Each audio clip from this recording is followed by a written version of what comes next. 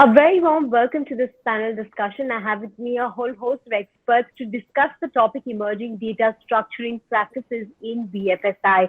Just to give you a little bit of context before we dive into the discussion. Now, banks and financial services insurance companies can be agile on the back of continuously evolving body of data of their ecosystem, be it merchants, lenders, or beneficiaries in insurance. Unlike developed countries, India is now growing into a data-rich digital economy in financial services as well as insurance. And in that context, how can fast growing ventures build data models that are a foundation for growth and knowing what's best for consumers? Now, what are these best practices? To discuss this, I have a whole host of experts. I have with me Sabyasachi Goswami, who's the Chief Business Officer of Porfire Software Solutions. I have Rahul Bhargava, the Chief Technology and Product Officer at Incred. Prajak Deolase, who's the CTO at Turtle Mint.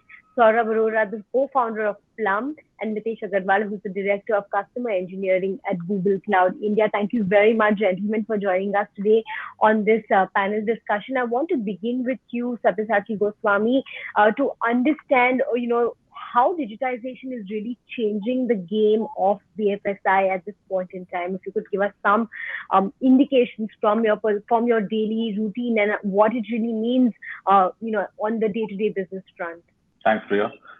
So we all know what pandemic did to us and what demand did to us. I don't need to reiterate that, but I think all of us nowadays just carry the mobile instead of wallet or any kind of cards. As much that, in fact, if you go down to have a tea which costs just $7 maybe, that also we are pretty much paying by UPI.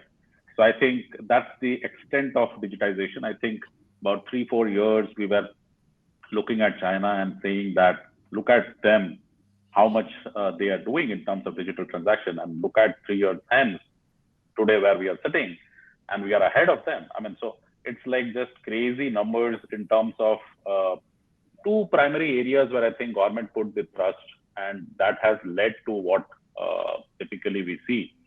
And those are one on the transactional side and one on the payment side. So when I say what is happening is the digital identification and the cashless transaction, both going hand in hand and driving the change throughout the economy. And pretty much UIDAI has done a bit of it. We are seeing systems which has been introduced like CKYC, the DigiLocker, the UPI, which has been a very positive implications, I would say major implications on the sector, on the finance sector, so as to say. And I think the transaction worth that is logged is about 3.65 billion transactions worth about 6.5 trillion just in September. So when we say digitization affecting our daily life, it is at that scale. How it is affecting us in a business-wise on a day-to-day basis, but we're seeing more and more, it's becoming a paperless economy. As we say that it is not that easy. Obviously, there is a certain segment of customers which are dependent on paper and it will stay for a while. But I think we are moving on the right track. So let's hope that I think the next 2-3 years will completely turn around for the economy and make it a more digital economy and digital savvy customers as well. Right, I want to come to you, Rahul Bhargav, to understand the kind of scenario that we're seeing in digital lending and how the evolution of digital lending has happened over the last couple of months. We've been through a pandemic. If you could give us some perspective on, whether or not you've seen an increase in demand as far as the overall digital lending space is concerned. Yeah, Priya, actually, as Sabyasachi just mentioned, the digitization is through the roof. And frankly, if you think about money, right? Money has become a digital product now in India, right? I mean, if I just think about what I have done in the last year and a half, I don't think I've been to even an ATM. I don't need to withdraw money anymore. There's the physical part about money is just not there, right? And in lending, since we deal with money, and somebody takes a loan from us, it's unlike an Amazon or a Flipkart. I don't have to worry about shipping this good anywhere, right? It's all digital. So I think digital has been built into the money now, right? And with the pandemic, it has been accelerated like 5x at least, in my opinion. And So what we are seeing is the historically lending, used to be about you have to submit a lot of documents so that the lenders can make a decision about who to give money to or who not to give money to. And when we started out at Incred, we said we are going to be a digital, NBFC as it is regulated by RBI, but as a fintech, and we're going to leverage technology. So digitization was always part of our scheme. So we'd say, okay, our end product money will go digitally. It'll always go into people's bank accounts. And as we were just talking about, now you don't even need to pull that money out in hard cash. You can use UPI rails or whatever to do whatever with that money. But at the same time, in the back-end processes behind lending, where you would have to get documents from a customer, be it a bank statement or be it a proof of identity, there the layers have been built up in India, either through India Stack or otherwise, where a lot of it is available digitally. So now in lending, there is really no excuse for us to not have end-to-end digital lending practice. And what we saw with pandemic is, even little things where there was some customer interaction, some people won't feel comfortable. They'll say, I'll sign a physical NACH form so that money gets, from my bank account to pay my EMI payment or my loan payment. It could be set up. Earlier, the salesperson might say, oh yeah, I'll come and get your physical signature. But COVID then just suddenly put an end to it. So all of the little, leftover things that were there went away so quickly with the pandemic that's where I think that, the direction in which digital lending was moving, it has probably accelerated by 5x now. Right, that's an interesting perspective out there. Prajakth, I'd like to bring you in out here to try to understand, what kind of approach Turtlement has taken in this overall scenario, based on the kind of categories that have been doing well. Have you been using data to really categorize and find out what's working, what's not working, and even build and expand new categories using that kind of data? Yeah, thanks, Priya. For us at Turtlement, really the category expansion has sort of really been a strategic sort of a decision right from the very beginning. We've seen we started with primary motor insurance as a primary category, and then sort of expanded into health and life categories as the company sort of grew. But that's been a very, very strategic sort of decision in terms of category expansion on the insurance side. And now sort of we see that further now the expansions are really in the small ticket products, which are essentially sold as either as an attachment to an existing sort of insurance that someone is buying, or it is sold as a cross sell or an upsell for something that you already have, or sold with something which is sort of completely independent, in a sense that you're not buying insurance, but you are sort of doing some other transaction, and along with that you are also purchasing some of these small ticket products. I mean, these are sort of variety of products which are available in market today, beyond just health, life, and motor insurance, which has been primarily sort of three large categories for a very long time. Now, sort of for this to happen, and the reason it was very strategic, because there were a lot of foundational stuff that we needed to sort of build on the organization side, on the technology side, on the product side, for us to enable some of these newer sort of categories, and also to expand in some of the traditional categories also. I mean, health and life has been sort of traditional categories, but a lot of foundational stuff which were needed to sort of expand in these categories. We built it first with our primary category, grew it to a really significantly large size, and then sort of started investing in these categories.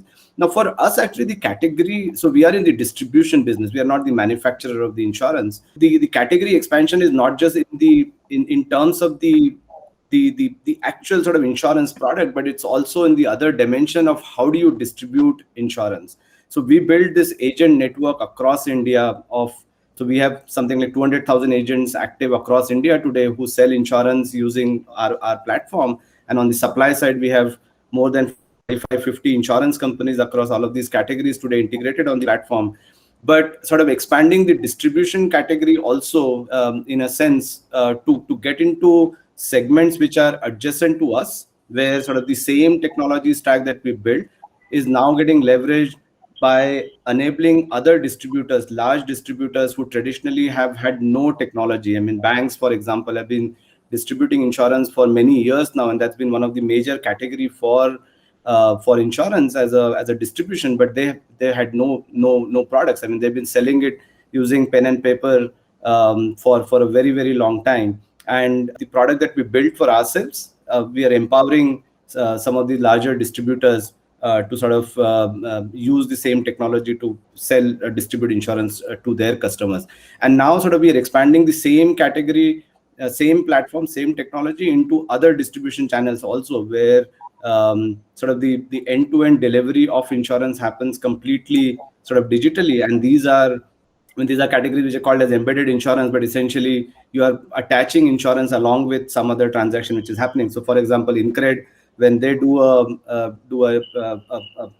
credit, maybe they want to attach a small term insurance along with that, and this is sort of delivered with an API along with that. So, category expansion for us are on both directions. One on the enabling sort of other insurance categories, and also enabling other ways of distributing insurance using the same stack that we built. Right. Saurabh, you're deep in the healthcare space, engaging with lots of corporates out there, employers out there. Would you say that the entire space of data is fragmented, considering that you are in touch with larger stakeholders?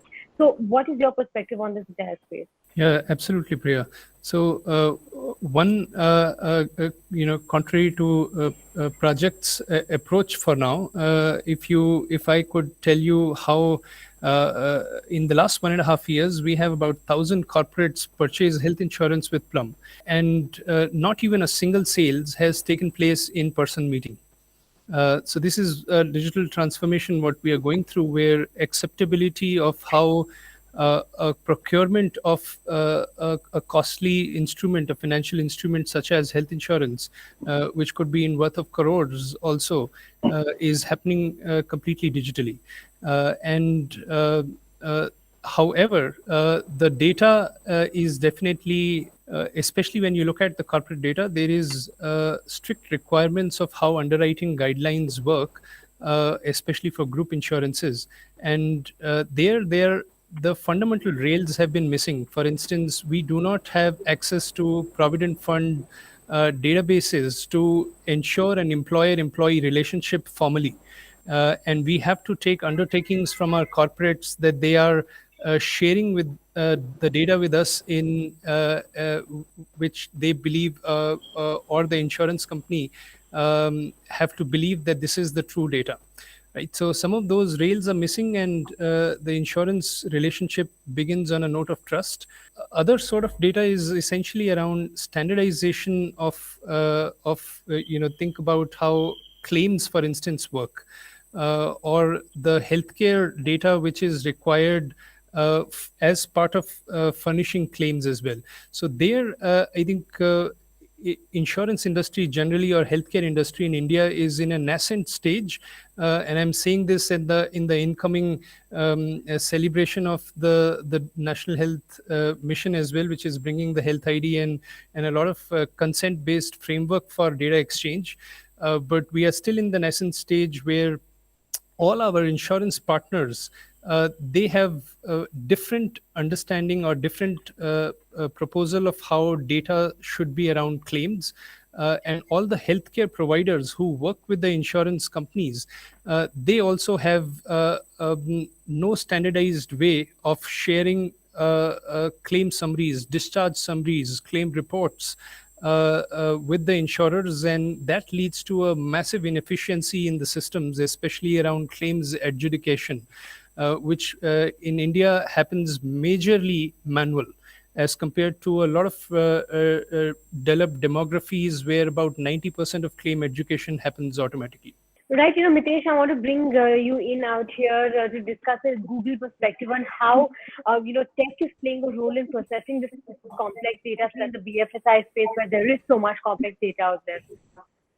Thank you, Priya. And first of all, thank you to all the panelists. So Sabyasachi, Prajakta, Rahul, Saurabh, some great views, as I've heard right now. And it's very, very interesting, because when we look at, BFSI, banking, securities, capital markets, and insurance, they all have a fundamental data layer, but each of those regulators looks at this very, very differently. So when I look at, for example, market data or capital markets data, the amount of aggregation that needs to happen is just like pure volume of data is very, very high. And the whole real-time aspect, the historical aspect is very fundamental to distilling new insights. So that's one part that we've seen a lot with a lot of market data, especially when you look at electronic trading, right? So the automated trading strategies are very different based on market signals, and you define certain rules. When I look at insurance, the whole risk management practice, there's a bunch of data that is being collected. The actuaries are doing it in a very different way. And the regulations around that for health insurance are very different from life insurance, right? And as opposed to general insurance. And all of this, at the end of the day, from a consumer's perspective, right, there are two things. They look at consent, which is around your whole regulatory compliance bit, but also they're essentially not interfacing with any of us on this call, isn't it? It's usually they're interfacing with a call center or the surface on our mobile, right?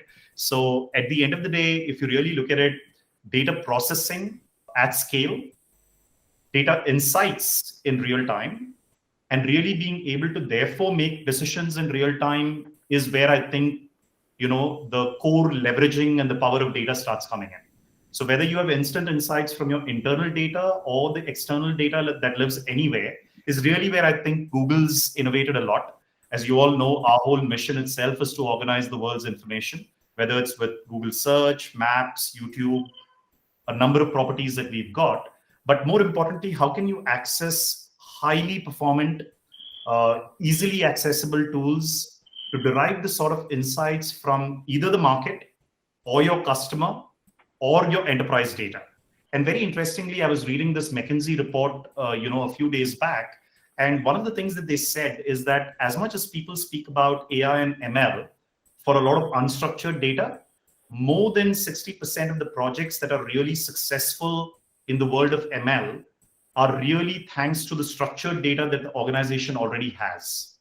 So it was an interesting insight for me because historically we've looked at ML models primarily, in the financial services world to capture intent, right? And it's interesting how you can start marrying intent with the actual sale in the digital world. And eventually all this is what will help us create personalized experiences, right? And eventually doing this, the example that was given on Incred or Plum is just, great, right? Because at the end of the day, if you made a sale without a rep, and that rep is your mobile interface or your web interface or your call center or contact center interface, right? The customer experience goes up significantly, but also, the cost of operating your entire space becomes very interesting, and you start running a data-driven business because there is really nothing manual involved. So there's a lot of physical, issues that are eliminated from that. So there's a lot of very good work we as Google and Google Cloud are doing in this area and have a number of examples that I'll share through our course of discussion today. Back to you, Priya. Right. Interesting perspective out there from all the panelists. Sabyasachi Goswami, I want to come to you to discuss a very important and interesting data point, which says that 40% of consumers are new to credit. And I want to understand from you, what kind of data structuring is needed for banks to really go and lend out in that scenario. Sure. This is an interesting subject and we can go on and on, but I'll try to restrict my thoughts. I think a couple of them which comes top of my mind is, with the advent of credit bureaus a couple of years back, the reported data on the asset side is largely structured and has been standardized, which obviously each of the lenders uses today. However, that itself is not able to solve the entire problem, and obvious reasons. The liability side story is not the same. So obviously that is not structured, that is very much unstructured, that is not standardized.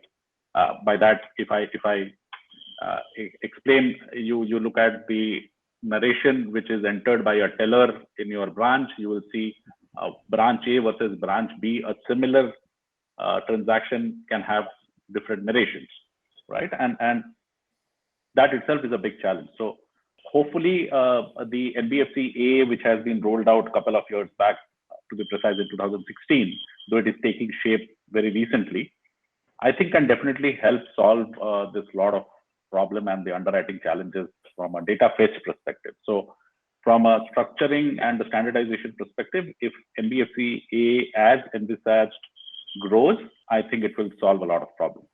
The second that comes to my mind is the Open Credit Enablement Network, which we call OCEN in a short form, which is modeled actually on the Unified Payments Interface for retail digital transactions.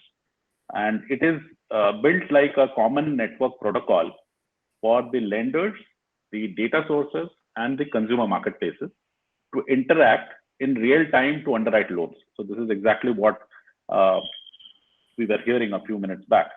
So I think these two are critical part.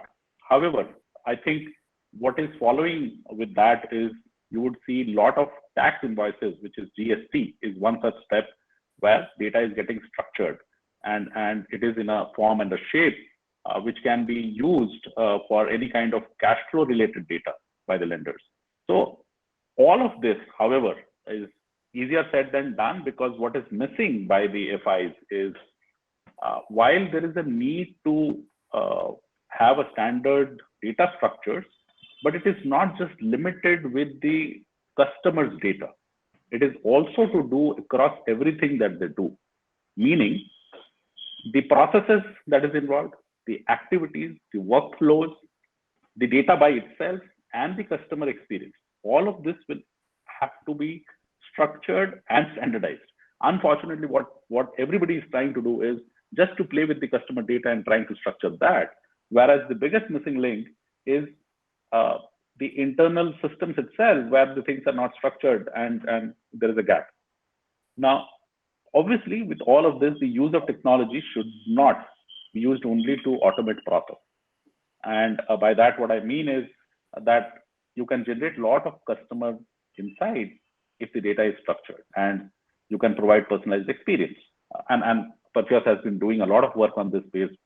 One of the product is like we have a Perfios HPE, what we call it, hyper personalization engine, which actually creates a lot of value in terms of segmenting the customer and creating specific risk and credit scoring and the data governance modules, a lot of things. So I think if organization, if a financial institute actually has to look into a data structure, then it can be bucketed into multiple things. So what are the data structures that is required in a particular process or a journey? What are the data structure that is required in a workflow? Then what is the data structure that is required from a customer experience standpoint and the product itself? So unless we address all these four buckets, I think it is going to be a futile exercise, because you're just trying to address one bucket of it, which is customer data. What about the other three? So I think it has to be looked into all the four buckets.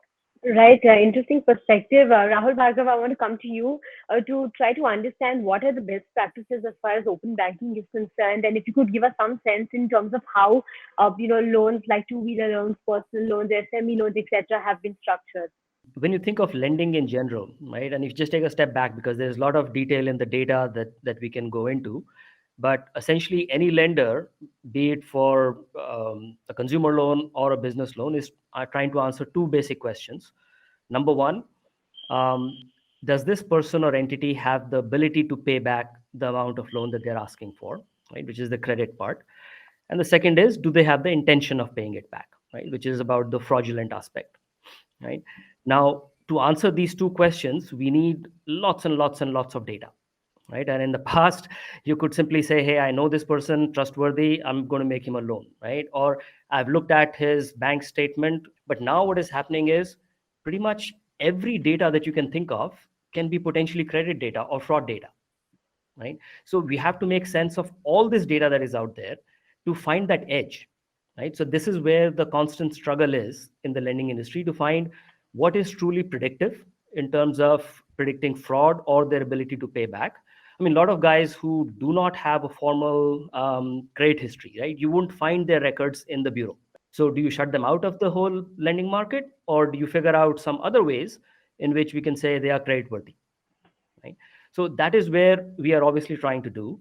Now, when it comes to the open banking, I just think in terms of, besides data, we have to think in terms of primitives, There are the whole idea of open banking is that there are certain things which need to be done, right? The customer has to be KYC, the know your customer requirement. So identity address proof verification has to be done. We need to be able to pull their bureau data because that's structured, as Sabyasachi said, readily available. Pull that. I can get their bank statement pulled, analyzed by Porpheus, right? So there is that element. There may be that, like I talked about eNACH, or the way their money moves from our account to theirs or their account to ours. That's another primitive. If I want to ping through an API, whether this person is a fraud or not, check the Hunter database, I could do that. So the point is there are like multiple of these little primitives which are out there. And that is what I hope, if there was some standard way that open banking could bring these together, either through banks directly or through the financial services players, to give me this information. Then as a lender, I can create my workflow, which can piece these together, right? And whether it's a consumer lending where I'm making an unsecured personal loan, or it's a secured loan where I'm actually making it against a two-wheeler, or I'm providing a loan to a student who wants to go study out in the US, the same primitives can be combined now. Right? I mean, the way to set up a bank account for payment is no different between those two use cases, or 3-4 different use cases. So the whole idea would be that if there was a good set of primitives and APIs, microservices, whatever you want to call them, if they were available as part of open banking, which allows me to pull data, like I said, from hundreds of multiple places, and then put them together in a very easy to use, consumer friendly workflow, then I've solved a big problem in the entire lending ecosystem. Right. I want to bring both Prajakth and Saurabh here into this conversation to ask you a little bit about how customer engagement really went up during this pandemic. Specifically in the kind of insurance space, insurtech space, we've seen a lot of customer engagement out there. So what kind of data standardization practices do you really implement to ensure that you capitalize on this kind of wave or this kind of inflow of customer engagement that's really coming through? Rajesh, if you could begin with your perspective. Yeah, so pandemic actually sort of accelerated lots of things for us in terms of the adoption of the platform. And I think one of the important pieces I feel is in terms of changing habits of some of the sellers who've been sort of selling insurance for a very long time, and sort of pandemic where it forced them to kind of not be at the same place with the customer, kind of accelerated a lot of adoption of the platform that we built for specifically for those kinds of use cases where we expect the customer and the seller and the insurance sort of operations guy not to be together at one place to kind of finish the transaction. So we've seen sort of habit changes on the insurance company guys side, on the seller side, and consumer, especially, consumer with all the digitization and the expectation that consumer has in terms of how they want to purchase. I think they were all ready anyways for actually sort of doing transaction completely sort of end-to-end digitally. But I think the other pillars were sort of not ready to sort of do that. Now, insurance is typically the insurance that you're buying is a fairly expensive product. Everything else that you buy online, probably the amount of money that you spend on insurance is probably higher than other things that you buy, whether that's apparels or mobile or anything else that you buy online. And there sort of the trust with the seller and the insurance company is kind of very important. So what we've seen is that and in the process, there are still bits and pieces which needs where the end-to-end sort of sale breaks, because you need, let's say, when you are buying a motor insurance, there is, let's say, an inspection of a vehicle is required if there was a claim last year, or if you missed the renewal of the policy. If you're buying health insurance, there is a medical test which is required. Now, these are sort of process which breaks the online sort of transaction journey. And we had solved for all of these problems earlier, and we had solved to sort of digitize these things, either sort of via building a workflow engine on our side, which essentially sort of digitizes those spaces, or on the seller side. The other thing on the insurance is the seller, not a normal guy can become a seller. There is a qualification process which the seller has to go through to become a certified seller. and we had a full digital platform for someone to become a certified seller to start selling insurance. And with pandemic, because of one sort of hit on the income which people had, we saw a lot of people sort of getting attracted towards the category to become insurance seller. We've seen adoption of our platform by the sellers, by the insurance companies, and by the consumers. And because sort of a lot of these pieces still on the insurance company side, for example, there are a lot of pieces which are still not digital on their side. They still don't expose APIs to digitize those processes. Some of the investments that we did in terms of RPA solutions, for example, or in terms of extracting information from either documents which are captured with phones or PDFs, and extracting all of that information by applying ML, applying OCR to extract information and use that to really sort of make that process digital. All of these investments have actually helped us to accelerate in terms of the adoption of the platform. With pandemic, of course, there has been more awareness on certain products. So we've seen more adoption on the insurance per se as a category itself. So like a health insurance, probably something that would have in a normal course, which would have taken maybe 4 to 5 years in terms of the general consumer to buy insurance. We've seen that within a year. And that has accelerated for us in terms of the market adoption and the growth for Turtlemint also. Right. Saurabh, would you like to comment on the same? Sure, Priya. So definitely the pandemic pushed this digital adoption, but look, in the lack of proper systems in place, this digital adoption could only create an impact to an extent. And let me give you an example from the journey of how a health insurance claims, or how a person walks into a patient and what happens, right? So think about a patient goes to a hospital, they fill up a claim form today by hand. And this claim form then is taken by the insurance desk inside the hospital, and along with all the corroborative documents, think of prescriptions, discharge summaries, bills, they're all scanned and then emailed to the insurance companies or TPAs. Insurance companies and the TPAs, when they receive these digitized scans, they have to now verify, and they have to do data entry job of digitizing these scanned, otherwise pseudo digital documentations. And then an education team would sit and preside over a digital summary to then come and educate the claim. All of this process, and then the insurance company on a monthly basis would update to the Insurance Information Bureau once a month. And this whole cycle goes in this way. Now, what does it mean? Look, what pandemic has done is that instead of those physical forms, it is now the scanned forms. But the lack of system has what does it mean to have a lack of system? It means that there are some challenges, which is hospitals have challenges.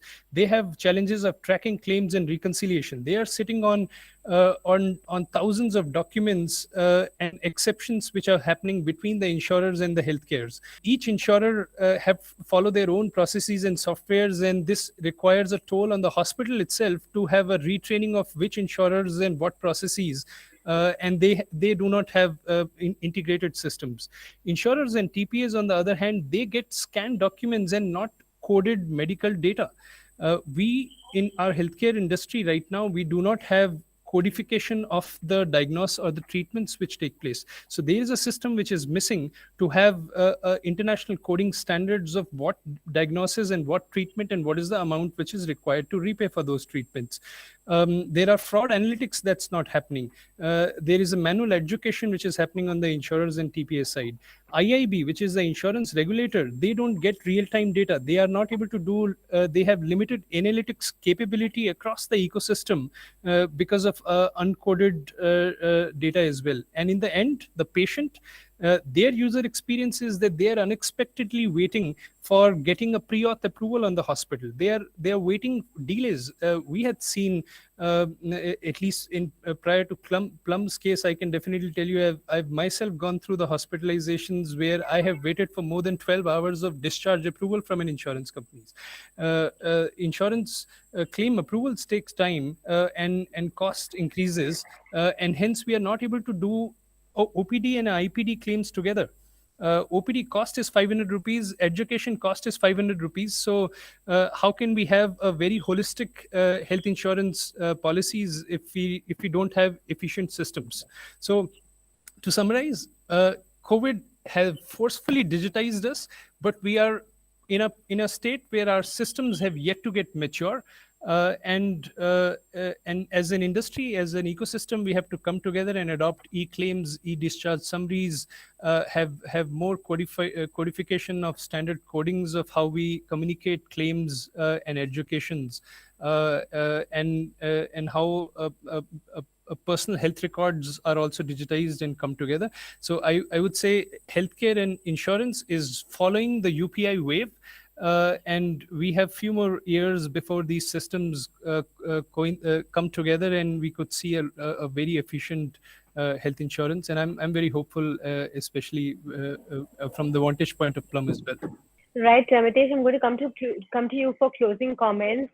First of all, I want to understand, when we speak about customer engagement, the evolution of agents or virtual agents really comes to the picture. So wanted to understand from your perspective, how big is that evolution and how do you see it really transforming the industry? And secondly, if you could just help give us a summary of what the key takeaways of the session has been so far.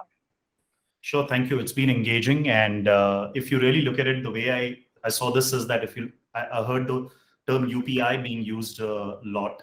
Right. And really what UPI did, in 2016, I remember July 2016, and, less than 200,000 transactions, and now 2.5 billion transactions a month. Right. So clearly what they did is I usually kind of try to compare UPI with maybe a Google ecosystem around, Android. So it's what Android did and what all of you in the fintech spaces have done, and Sabyasachi from a Perfios perspective would agree, that is that you built an ecosystem, right? So instead of customers in the past had to go to a bank branch, you got everybody to come to you using this interface, right? And that's what UPI did. It created an ecosystem. It created an API ecosystem that was open and could, be used by everybody. And therefore, and it then had an authentication system with something as simple as Aadhaar. And really, we started seeing the power of Aadhaar out there, right? And then the data insight phase is starting now. And really, when I hear in health insurance or in any other space, in the NBFC space or in general insurance, everybody following that model, it's really, the ecosystem model that is being followed. And to me, there were 2 or 3 things fundamental to what came out in this journey. The first part is having an API ecosystem is crucial to the journey. So if you see Google and Google Cloud, for example, Apigee has become core to pretty much every financial services company that is there. You name the largest of financial services organizations, fintechs. You look at even a credit scoring bureau like Experian Boost, right? They use Apigee to make sure that they're able to connect that ecosystem both internally as well as externally. And I remember Rahul mentioned this point, right? You've got to get those systems internally interconnected as well. I think a lot of what has happened is the external interconnect has worked very well with the API ecosystem, and people have not figured how to interconnect things internally. So therefore, while you have all the data, right, you're still struggling with what Saurabh was mentioning, right? Like I don't have, approvals from my healthcare provider and my insurance provider, and you're waiting. And therefore, the patient experience is very bad, right? That's the first part around API experience. And that's something that I think can very well tie things out. The second part is really the whole virtual agent experience, Priya, that you asked around, right? And again, there are 2 parts there. I remember Project speaking about this earlier in the conversation, that if you really look at this, there is the whole notion of contacting a contact center or using your app to contact, folks. The availability of the right data, the availability of the context in which someone is calling you, right? If that is not available in real time, there is a big problem. So if you really look at all of the contact center solutions, frankly, they were for the telephony world. They weren't for the data world. They were for the analog world, right? So a lot of the context was not simply not built in. CRM systems came in, but the data was D-1, D-2. So really the agent was always getting frustrated, right? Apart from the long wait times. So especially during the pandemic, what we started seeing this, and knowing the search trends that happen within Google, you can start seeing suddenly, for example, in the US, Robinhood was searched a lot, right? In India, suddenly tell me the contact center number of my health insurance provider for COVID was a big search. So you start seeing the intent that is happening and then are not able to, pump up volumes. So for me, there are two things that happened there. One was speech to text and text to speech. So how can you start bringing in elements of dialogue flow right from your app onto your contact center and back, and really have human-like, interjection using chatbots or using virtual contact center agents and so on. The final part was the whole vision API angle. And I think Saurabh and Project and Rahul, all of them mentioned this, right? There's a whole amount of paper documentation that happens in our processes today.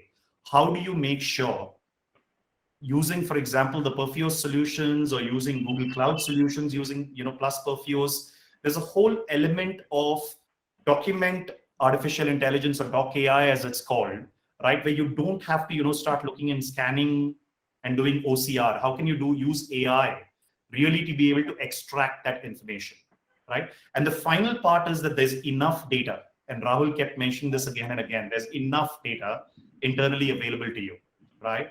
How can you make sure that that data is married with your first party, second party, and third party data to really provide rich customer experience, right? So essentially, whether you're an insurtech, whether you're going out there and supporting any fintech provider or a traditional insurance provider. If you look at many traditional insurance providers today, for example, whether it's Max Life, whether it's ICICI Pru, all of them have started using some of these solutions for Google Cloud, really marrying search trends and intent with an API ecosystem and the whole AI portfolio around vision, voice, and vernacular. So I think those three areas are really, interconnected for us to provide that data-rich customer experience. So that's essentially the sort of summary from what I heard from everybody. Was really, really engaging. Thank you for that. All right. On that note, many thanks to all the panelists for joining us for this very insightful panel discussion. Thank you so much for being a part of this, and thank you so much for your time.